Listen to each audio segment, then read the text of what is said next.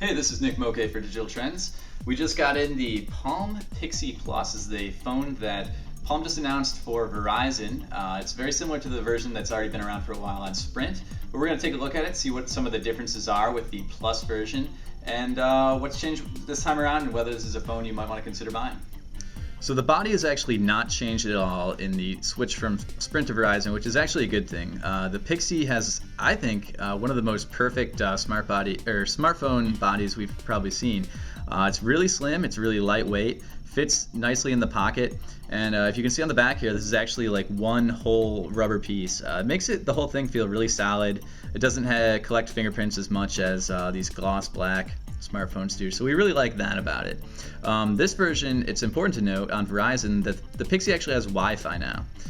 That's something that on Sprint it didn't have, and that's kind of nonsensical because by having Wi-Fi it actually will take some of the load off of the network, so Sprint probably wishes it had Wi-Fi, but the Verizon version does have it, a pretty important factor. It's an $80 smartphone. That makes it probably one of the cheapest smartphones out there. I mean, it's WebOS, it's the same Palm operating system that's on the Pre, so really it's a very good value.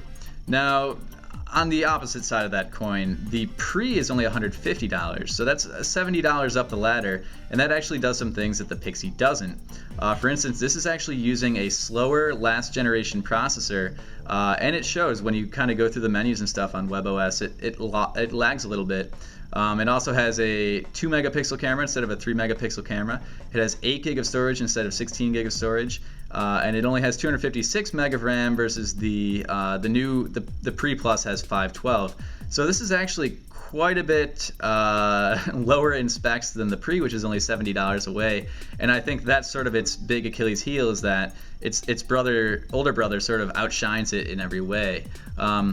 The other thing we didn't like about it, the camera, as we mentioned, is 2 megapixels instead of 3.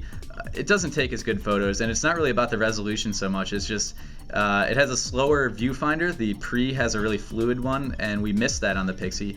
And also, it tends to really blow out highlights and make shadows too black. It just does not process images as well as the nicer Pre. So probably the only reason you might want to consider this is if you really fall in love with the form factor.